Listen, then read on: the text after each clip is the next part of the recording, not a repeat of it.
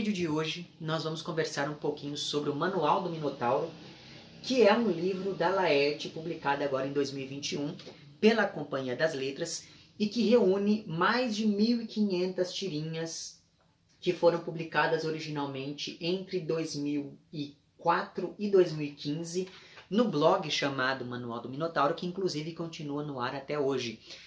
Mas uma coisa importante a ser dita aqui sobre essa edição é que, infelizmente, o livro não reúne todo o material que foi publicado no site, e eu acho que algo assim seria até inviável em um único volume, mas vamos torcer para que daqui a algum tempo a Companhia das Letras resolva lançar um volume 2, um volume 3, e quantos mais volumes sejam necessários para cobrir todo esse material publicado pela Laerte. E segundo fica dito no texto da orelha aqui dessa minha edição, que foi um texto escrito pela própria Laerte e que faz às vezes de apresentação ao livro, segundo a Laerte nesse texto, essa série surgiu porque ela sentiu necessidade de se distanciar, em alguns casos até de abandonar mesmo, elementos que estavam muito presentes em seus trabalhos que ela vinha produzindo desde que ela se profissionalizou como quadrinista.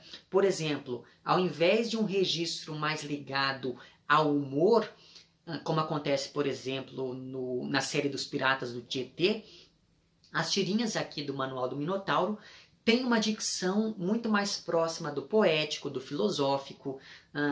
Elas empreendem, por vezes, questionamentos existencialistas, questionamentos da ordem do abstrato, do metafísico, e que beiram, inclusive, o nonsense em alguns casos. Isso porque, em várias dessas tiras, a Laerte nos oferece uma visão que ressignifica o normal, de modo que a gente perceba os absurdos que existem ou não no nosso cotidiano. Por isso, o humor que está presente aqui nesse material, ele é muito mais contido, muito mais indireto, digamos assim, do que o humor que geralmente a gente associa a esse gênero que é a tirinha. Outro exemplo que demarca muito bem essa distância entre o manual e a produção anterior da Laerte é que, ao contrário do que acontece em outros trabalhos dela, como por exemplo as tirinhas do personagem Deus, ou então do Hugo, ou naquela série dos gatos, ou mesmo na já citada série dos Piratas do Tietê, aqui em Manual do Minotauro não existem personagens fixos, ainda que algumas sequências tenham personagens recorrentes. E daí, pensando nesses personagens recorrentes, alguns me chamaram bastante atenção, me fizeram ficar bastante pensativo sobre aquilo que a Laerte estava propondo para o seu público, né? Então, por exemplo, existem aqui as tirinhas do Inefável Sushi, que é um peixe com pernas humanas, e isso por si só já materializa esse estranhamento, ao mesmo tempo em que materializa também a junção entre o humano e o não humano, né? Esses contrários aparecendo em um único corpo é algo muito significativo quando a gente pensa na produção da Laerte de maneira geral. Além disso, outra personagem que me chamou muita atenção e que aparece também em várias tirinhas é a Dona Ruth, uma senhora que, em um primeiro momento, ela parece sempre ser muito alheia a tudo aquilo que acontece ao seu redor, mas na verdade a gente começa a perceber que ela levanta toda uma reflexão sobre como a passagem do tempo afeta as coisas e as pessoas. E talvez dessa passagem do tempo é que venha o alinhamento que a gente pode atribuir a essa personagem no primeiro momento. Outro personagem recorrente é o Olavo Bilac. A série de tirinhas com esse personagem apresenta várias encarnações do poeta Olavo Braz do Martins dos Guimarães Bilac, e é muito interessante perceber como que o Olavo Bilac ele sempre aparece aqui com um aspecto físico diferente, mas sendo sempre o mesmo. Então eu fiquei pensando sobre como isso acaba apontando para uma poesia que, por mais que se espraie por várias direções, continua tendo sempre ali a mesma essência, ou coisa parecida. Então, enfim, eu acabei fazendo essa leitura pensando nessa tradição que se ressignifica, mas ao mesmo tempo permanece sempre igual. Outra personagem que, enfim, é muito recorrente aqui, tem uma série que eu achei muito engraçada, é o Santo Recalcitrante, que é um homem que foi canonizado contra a sua vontade e que agora faz de tudo para perder essa aura sagrada que lhe foi imposta. E por fim, evidentemente, existe o personagem Minotauro, que é uma espécie de personagem síntese de todos esses outros que eu fui mencionando e também de outros que eu deixei de mencionar aqui, porque o Minotauro ele combina aquele antropomorfismo que a gente tem no Inefável Sushi, ele combina esse antropomorfismo a um aspecto meio inexpressivo lá da Dona Ruth. Ele também recupera, de certa maneira, o diálogo com a tradição e uma tradição que se ressignifica, como lá nas tirinhas do Olavo Bilac. E, por fim, esse Minotauro ele também incorpora em si essa humanização do mito que está presente, de certo modo, nas tirinhas do Santo Recalcitrante, né, do São Latércio. Isso porque o Minotauro ele aparece aqui como um burocrata ali de terno e gravata, um trabalhador, sem um dos chifres. Isso é uma coisa muito importante. Ao invés do chifre, ele tem ali uma cicatriz no lugar.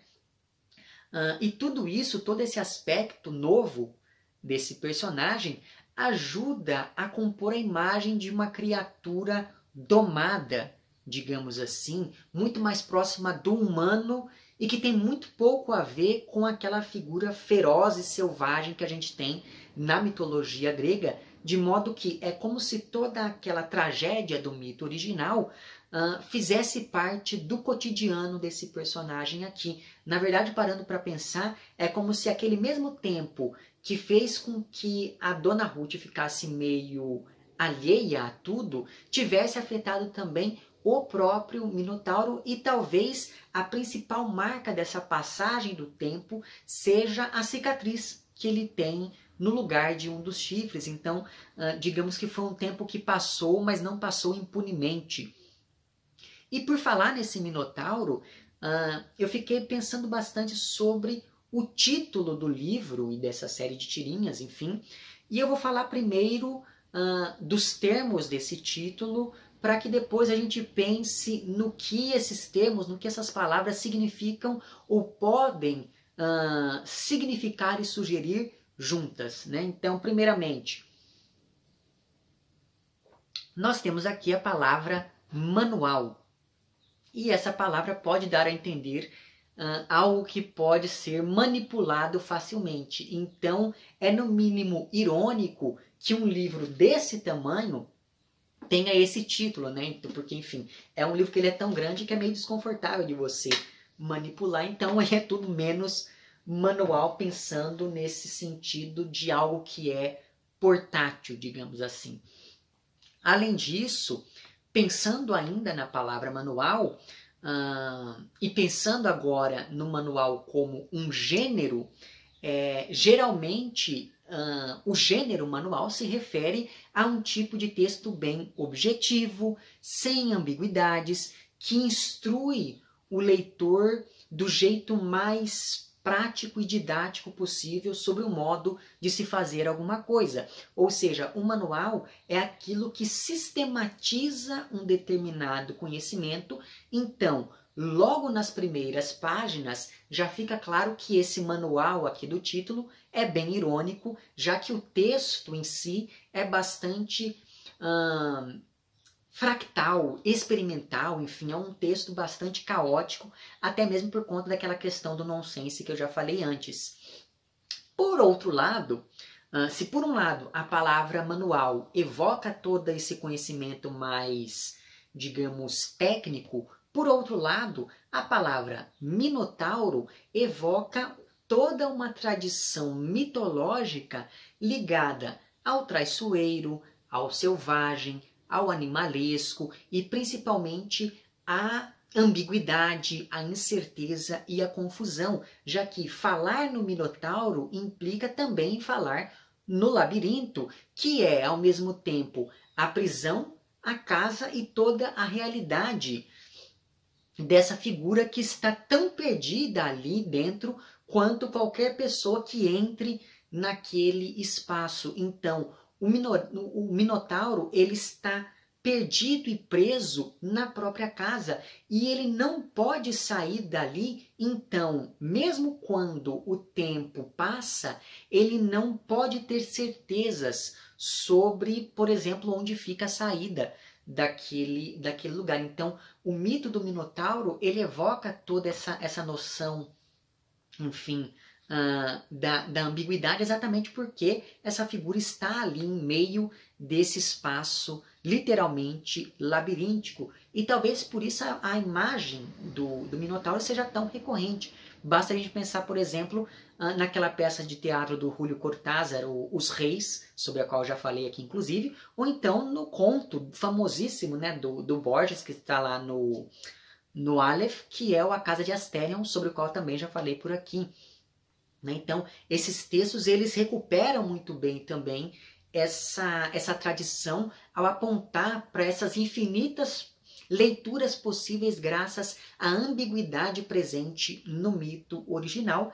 E me parece aqui que essa contribuição da Laerte acaba se adequando muito bem a toda essa tradição literária de retomar o mito. Mas, enfim, existe aqui, portanto, uma aparente contradição entre essas duas palavras que compõem o título da série, porque o manual evoca esse conhecimento técnico, ao passo que o Minotauro evoca esse conhecimento mais mitológico. Só que, apesar dessa contradição aparente, existem também alguns pontos de contato entre essas duas palavras, principalmente quando a gente pensa na aliteração do M, né, em Manual do Minotauro, de modo que, apesar de opostos, esses termos, eles convivem aqui de um jeito harmônico, pelo menos do ponto de vista sonoro. Então, pensando no que essas duas palavras significam juntas, o Manual do Minotauro pode indicar a autoria, ou seja, um manual que foi escrito pelo Minotauro. Manual do Minotauro pode indicar a posse, ou seja, um manual que pertence ao Minotauro, ou então o Manual do Minotauro pode evocar uma ideia de explicação. Então, um manual que explique o que é ou como funciona o Minotauro. E me parece que essas três leituras possíveis, elas estão devidamente contempladas quando a gente pensa no modo como essas discussões vão sendo articuladas pela Laerte aqui em cada uma das tirinhas. Mas seja como for, as tirinhas desse Manual do Minotauro demonstram não apenas o domínio narrativo que a Laerte tem, em se tratando de um tipo de texto tão curto e que, portanto, precisa ser ali certeiro naquilo que propõe, mas esse material também demonstra que todo tema pode aparecer nesse tipo de texto que é a tirinha, que é um tipo de texto meio jogado para escanteio, digamos assim, né? Já que não existe um tema único aqui conectando todas essas tiras, porque elas se organizam pela lógica da dúvida e da descontinuidade. Na verdade, é como se, para entender esse Minotauro, para ler esse manual, a gente tivesse que entrar nesse espaço labiríntico. E aí, cada tira é como se fosse ali um corredor, uma passagem secreta ou uma galeria desse labirinto da linguagem que a Laerte nos traz aqui. Bom, exatamente por conta dessa linguagem labiríntica adotada pela Laerte, mobilizada pela Laerte em cada uma das tirinhas, tudo nesse manual é meio incerto, porque a autora ela vai subvertendo constantemente a nossa expectativa por meio do experimentalismo, da inovação e principalmente da inventividade com o gênero tirinha. Como eu disse no início do vídeo, uma das coisas que mobilizaram a Laerte para que ela fizesse essa série foi justamente essa necessidade de experimentar com a linguagem dos quadrinhos, e me parece que cada uma dessas tirinhas demonstra muito bem o quão bem-sucedida a Laerte foi enfim, nesse seu objetivo. E esse é aquele tipo de livro que tem uma importância muito grande, pelo menos a meu ver, justamente por reunir um material com um estilo único e com uma qualidade tão grande como é o caso das tirinhas da Laerte, e por isso essa leitura entrou para a lista de preferidas agora de 2021, mesmo porque essa descentralização das narrativas acabou fazendo com que a minha própria leitura fosse descentralizada, digamos assim. Então, conforme eu fui lendo, eu tive que fazer o exercício de repensar o modo como eu ia encarar cada um desses quadrinhos, e esse exercício de repensar isso foi uma experiência muito interessante para mim como leitor. Então, essa obra meio labiríntica é aquele tipo de obra que faz com que o próprio leitor se perca nos caminhos que vai propondo como leitura. Enfim, se lá no mito original Teseu tinha o fio de Ariadne que lhe guiasse pelos corredores do labirinto, aqui no labirinto da Laerte a gente não tem nada que nos auxilie nesse sentido, talvez porque o interesse aqui não seja sair do labirinto, mas sim ir se perdendo cada vez mais dentro dele, e esse perder-se é algo que, enfim, enriquece muito a leitura, ou pelo menos foi esse o meu caso. Conforme eu fui lendo este livro, eu fui deixando no meu Instagram algumas dessas tirinhas que mais me chamaram a atenção. Vou deixar o link do meu Instagram lá embaixo, e daí no meu perfil tem um destaque só com essas tirinhas que eu fui escolhendo como as minhas preferidas conforme eu fui lendo. Então, enfim, foi uma leitura que eu fiz bem vagarosamente e não me arrependo, porque é realmente aquele tipo de livro que a gente tem que deixar um tempo, aí vai, pega novamente para ler, enfim. Então fica aqui o meu convite à leitura, certo? É isso então.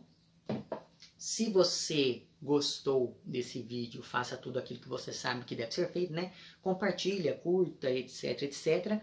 Vemo-nos nos próximos vídeos e um amplexo.